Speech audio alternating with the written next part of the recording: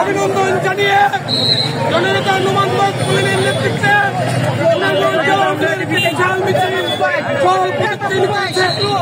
এবারে আপনাদের সামনে ঐতিহাসিক আলমাদুদ্দিন খান রাবিজ পয়েন্টে মূল্যবান বক্তব্য রাখেন সুনামগঞ্জ জেলা আওয়ামী লীগের বিপ্লবী যুবনেতা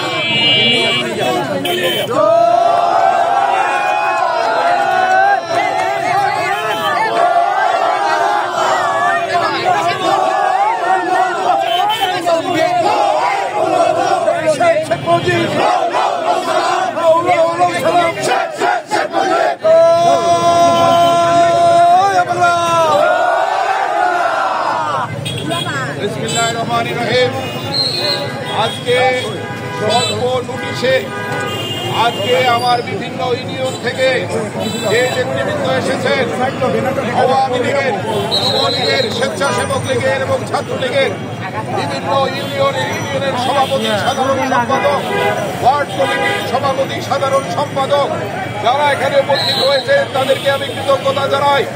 প্রতি বছরের ন্যায় এই বছরও বাজেট হচ্ছে একটা গণমুখী বাজেট।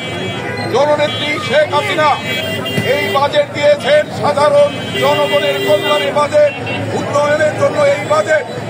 আমরা এই বাজেটকে সমর্থন জানিয়ে মিছিল করেছি এবং জননেত্রী শেখ হাসিনাকে সুনামগঞ্জ জেলা আওয়ামী লীগের পক্ষ থেকে শুভেচ্ছা এবং স্বাগত জানাই।